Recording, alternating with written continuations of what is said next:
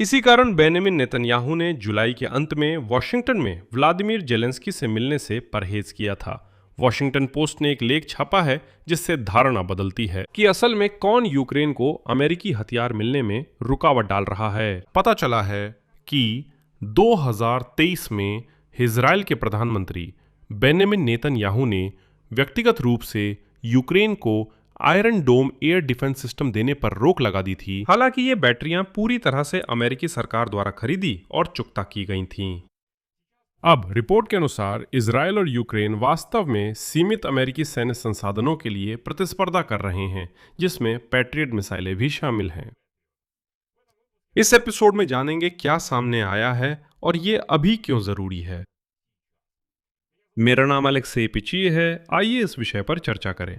कृपया channel subscribe करें। हम 3 लाख सब्सक्राइबर की ओर बढ़ रहे हैं, इसलिए मैं आपकी हर सब्सक्रिप्शन के लिए आभारी रहूंगा। पेचिए न्यूज टेलीग्राम चैनल सब्सक्राइब करें, लिंक वीडियो डिस्क्रिप्शन में है। तो वॉशिंगटन पोस्ट द्वारा उजागर मुख्य तथ्य से शुरू करते हैं। जैसा कि प्रकाशन में लिखा है, 2023 में दिवंगत रिपब्लिकन सेनेटर लिंडसी ग्रैहम ने यूक्रेन को अमेरिकी आयरन डोम बैटरियों देने के प्रयासों का नेतृत्व किया था ताकि यूक्रेनी नागरिकों को रूसी हमलों से बचाया जा सके। उस समय मिसाइल बैटरियां अमेरिका के दक्षिण पश्चिम में स्थित थीं और पूरी तरह से अमेरिकी टैक्स से खरीदी गई थीं। इन बैटरियां को इजराइल की सेना से नहीं हटाया गया था, ये अमेरिका में रखी थीं और अमेरिका ने इन्हें यूक्रेन को देने का फैसला किया। हालांकि यूक्रेन को एयर डिफेंस बैटरियां देने की योजना रोकने वाले बेंजामिन नेतन्याहू थे, जिन्होंने इस ट्रांसफर पर वीटो लगा दिया। वीटो की वजह कानूनी है। नेतन्याहू ने इस सिस्टम के संयुक्त उत्पादन के समझौते की शर्तों का हवाला दिया, जो इजराइल को अंतिम और निर्णायक अधिकार देता है कि यह सिस्टम कैसे इस्तेमाल किया जाएगा, भले ही खुद बैटरियां यानी खुद हार्डवेयर पहले ही संयुक्त राज्य अमेरिका द्वारा भुगतान किया जा चुका हो। अमेरिकी विदेश मंत्री मार्क रूबियो ने उद्धरण देकर पुष्टि की। संयुक्त उत्पादन में शामिल होने पर हमेशा कुछ सीमाएं रहती हैं, यानी औपचारिक रूप से ये मनमानी नहीं है, ये समझौते में लिखित वीटो का अधिकार है जिसका इजराइल ने उपयोग किया, और अब मार्क रूबियो ने इसे आधिकारिक रूप से पुष्टि कर दी है। हाँ, सच में बेंजामिन नेतन्याहू ने यूक्रेन को हथियारों की आपूर्ति रोक दी, और वो भी आक्रामक नहीं बल्कि रक्षात्मक हथियारों की, जो आम यूक्रेनी नागरिकों की रक्षा करता। इजरायली प्रकाशन हरेट्ज की एक अलग जांच से जुड़ी एक बात भी बहुत महत्वपूर्ण है। वॉशिंगटन में इजरायल दूतावास ने इस वीटो का बचाव किया, कुछ आशंकाओं का हवाला देते हुए। ये प्रकाशन कौन सी आशंकाएं हैं नहीं बताता। इजराइल को किस बात की चिंता है कि ये सिस्टम यूक्रेनियों के हाथ लग जाएंगे? आखिर किस तरह के यूक्रेनियों के? खैर, सवाल खुला हुआ है। यह अभी क्यों सामने आया है, और यहीं से मौजूदा राजनीति के नजरिए से सबसे दिलचस्प बात शुरू होती है। बात सिर्फ 2023 के एक ऐतिहासिक तथ्य की नहीं है। नहीं, यह ऐसा नहीं है कि कहीं कभी कुछ हो गया था। मामला यह है कि उसी वॉशिंगटन पोस्ट के अनुसार हाल ही में व्लादिमीर जेलेंस्की द्वारा अमेरिका से अन्य प्रकार के हथियार प्राप्त करने का प्रयास वास्तव में इजराइल और यूक्रेन को सीमित अमेरिकी सैन्य संसाधनों के लिए प्रतिस्पर्धी बना देता है। ये आज ही की बात है। ये किसी पुराने नहीं बल्कि जारी संरचनात्मक समस्या की बात है।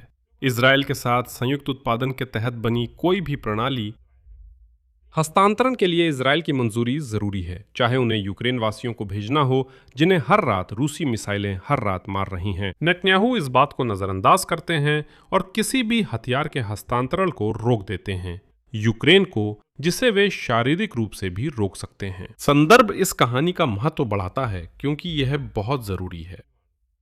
संयुक्त राज्य अमेरिका के प्रतिनिधि सभा ने पिछले हफ्ते वार्षिक रक्षा बजट का अपना संस्करण पारित किया। ये एक विधेयक है जिसकी लागत 1 ट्रिलियन और 150 अरब डॉलर है, और इस बजट में एक प्रावधान शामिल है जो अमेरिका और इजराइल के बीच सैन्य तकनीकी सहयोग को बढ़ाता है। इस बिल के आलोचक कहते हैं कि इजराइल की अमेरिकी प्रणालियों पर निर्भरता कम करने के बजाय इस कानून का यह प्रावधान वास्तव में अमेरिकी हथियारों के संबंध में इजराइल को वीटो का अधिकार और भी अधिक मजबूत करता है।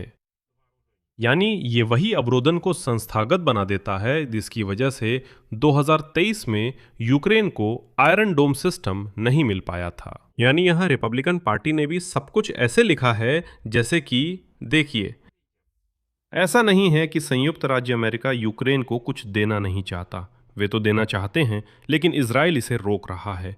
इजराइल के पास वीटो का अधिकार है। हम तो समर्थन में हैं, लेकिन इजराइल विरोध में है। यूक्रेन और इजराइल के नेताओं के व्यक्तिगत संबंधों के बारे में एक अलग और बहुत महत्वपूर्ण बात आज के समय में है। इजरायली प्रकाशन हारेत्स के अनुसार पिछले हफ्ते बेन्यामिन नेतन्याहू के कार्यालय ने वॉशिंगटन में व्लादिमीर जेलेंस्की से मिलने के प्रस्ताव को ठुकरा दिया। और यूक्रेनी स्रोत के अनुसार शुरुआत में यह बैठक नेतन्याहू के कार्यालय ने ही प्रस्तावित की थी, लेकिन जब जेलेंस्की के कार्यालय ने इस बैठक के लिए सहमति दी तो आगे कोई जवाब नहीं आया। मंगलवार 28 जुलाई तक जब इजरायली अधिकारियों ने आखिरी क्षण में कहा कि बेन्यामिन नेतन्याहू समय की कमी के कारण मुलाकात नहीं कर पाएंगे, इसके बाद सिर्फ एक छोटी मुलाकात सेनेटर लिंडसी ग्रैहम के अंतिम संस्कार पर हुई। यहीं जेलेंस्की से व्यक्तिगत मुलाकात से नेतन्याहू का इनकार कुछ हद तक समझ आता है। अगर एक और अहम घटना ध्यान में रखें। देखिए, नेतन्याहू व्लादिमीर जेलेंस्की से मिलने को तैयार थे, लेकिन जब पता चला कि जेलेंस्की डोनाल्ड ट्रंप से पैट्रियट मिसाइलों के उत्पादन का लाइसेंस मांग रहे हैं, कुछ गड़बड़ हो गई। ट्रंप से मिलने के बाद नेतन्याहू ने जेलेंस्की से मिलने का इरादा बदल दिया। वे सिर्फ वॉशिंगटन शहर में ही नहीं बल्कि एक ही इमारत में थे। वे फिर भी संयोग से टकरा गए। वे उसी इमारत में थे, लेकिन ट्रंप से मिलने के बाद नेतन्याहू ने कहा, मेरे पास समय नहीं है, मुलाकात नहीं होगी। और ठीक इसके बाद ट्रंप अचानक घोषणा करते हैं कि वो यूक्रेन को पैट्रियट मिसाइलों के उत्पादन के लिए लाइसेंस नहीं देंगे। संयोग? मुझे नहीं लगता। इस विषय पर मेरा एक अलग एपिसोड इसी चैनल पर है। ईमानदार होने के लिए मुझे ये कहना चाहिए कि 2023 में आयरन डोम एयर डिफेंस सिस्टम को ब्लॉक करने और पैट्रियट को लेकर डोनाल्ड ट्रंप के मौजूदा पलटाव के बीच सीधी कारण परिणाम संबंध स्थापित नहीं हुई है। ये अलग अलग घटनाएं हैं जो समय और अलग अलग हथियार प्रणालियों से अलग हैं, लेकिन जो कुछ हो रहा है उसकी संरचनात्मक तर्क बहुत मिलती जुलती है। दोनों ही मामलों में निर्णायक कारण यूक्रेन की युद्ध क्षेत्र जरूरत नहीं, बल्कि वॉशिंगटन की भू राजनीतिक गणनाएं और इजराइल की स्थिति होती हैं। दोनों मामलों में नेतन्याहू व्हाइट हाउस के फैसले को सीधे प्रभावित कर सकते थे। इससे हर पक्ष के लिए क्या निष्कर्ष निकलता है? यूक्रेन के लिए यह इस बात की पुष्टि है कि यहां तक कि औपचारिक रूप से सहयोगी और उसके खिलाफ संघर्ष में भाग न लेने वाले देश जैसे कि इजराइल, ये सीधे वायु रक्षा प्रणालियों की उपलब्धता को प्रभावित कर सकते हैं, क्योंकि कानूनी संयुक्त उत्पादन तंत्र कीव के नियंत्रण में नहीं है।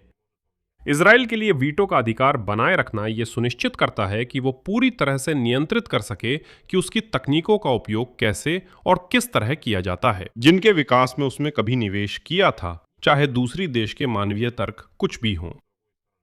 हम कहते हैं हमें वायु रक्षा प्रणालियां अपने शांतिपूर्ण शहरों की रक्षा के लिए चाहिए, क्योंकि महिलाएं, बच्चे और परिवार रूसी मिसाइलों से मारे जा रहे हैं। ये तर्क काम नहीं करता। संयुक्त राज्य अमेरिका के लिए यह स्थिति उनकी अपनी नीति में विरोधाभासों को उजागर करती है। यूक्रेन का सार्वजनिक रूप से समर्थन करते हुए वॉशिंगटन इजराइल के प्रति सरकारी प्रतिबद्धताओं से बंधा है, जो व्यवहार में इस समर्थन को सीमित करती हैं। और संयुक्त राज्य अमेरिका का नया रक्षा विधेयक इस समस्या को हल करने के बजाय इसे संस्थागत स्तर पर स्थायी बना देने का जोखिम पैदा करता है। यानी ऐसा लगता है कि बस थोड़ा सा तंत्र बदलना चाहिए, ताकि देखिए आयरन डोम वायु रक्षा प्रणाली 2023 तक अमेरिका में पहले से ही मौजूद है, वे बस तहीं पर रखी हुई हैं। अमेरिकन कहते हैं इन्हें खरीद कर सीधे यूक्रेन को दे देते हैं। इस प्रक्रिया को आसान बनाने और इजराइल को ये सब रोकने की जरूरत खत्म करने के बजाय वे उल्टे उसकी ऐसा करने की क्षमता को और मजबूत कर रहे हैं। आगे क्या होगा? पहला परिदृश्य है कि इजराइल और यूक्रेन अमेरिकी सैन्य संसाधनों के लिए प्रतिस्पर्धा बिना किसी सार्वजनिक समाधान के जारी रखेंगे, क्योंकि दोनों औपचारिक रूप से अमेरिका के सहयोगी बने रहते हैं। वॉशिंगटन के लिए दिखावे के लिए किसी एक पक्ष को चुनना फायदेमंद नहीं है। ऐसा नहीं होगा।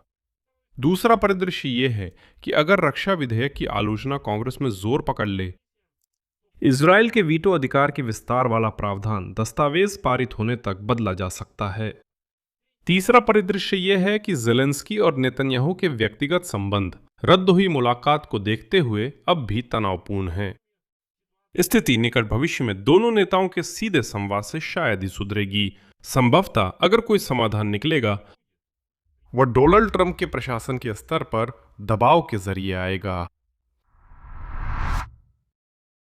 नतीजा, वॉशिंगटन पोस्ट ने खुलासा किया कि 2023 में ही नेतन्याहू ने व्यक्तिगत रूप से यूक्रेन को पहले से ही अमेरिकियों द्वारा खरीदी गई आयरन डोम सिस्टम्स की आपूर्ति रोक दी थी। संयुक्त उत्पादन की शर्तों का हवाला दिया गया। विदेश मंत्री मार्क रूबियो ने इसकी पुष्टि एक बार के अपवाद के रूप में नहीं, बल्कि एक व्यवस्थित प्रथा के रूप में की। वो कहते हैं, हाँ, इजरायली ऐसा करते हैं और वे ये एक बार नहीं बल्कि बार बार और व्यवस्थित रूप से करते हैं। आज यूक्रेन और इजराइल सीमित अमेरिकी सैन्य संसाधनों के लिए प्रतिस्पर्धा करना जारी रखते हैं। अब कांग्रेस का नया रक्षा बजट इजरायली वीटो के अधिकार को संस्थागत रूप से पक्का कर सकता है। इसी बीच नेतन्याहू के कार्यालय द्वारा प्रस्तावित वॉशिंगटन में ज़ेलेंस्की के साथ बैठक नहीं हो पाई और अब हमें समझ में आता है क्यों। और कारण, जैसा कि आप समझ सकते हैं, नेतन्याहू के व्यस्त कार्यक्रम में नहीं है। यहां मैं विराम लगाता हूं। अपनी राय और निष्कर्ष इस एपिसोड के नीचे कमेंट में लिखें। चैनल को सब्सक्राइब करें, बेल आइकन दबाएं और लाइक करना ना भूलें। बस इतना ही। अपना ख्याल रखें। सबको अलविदा।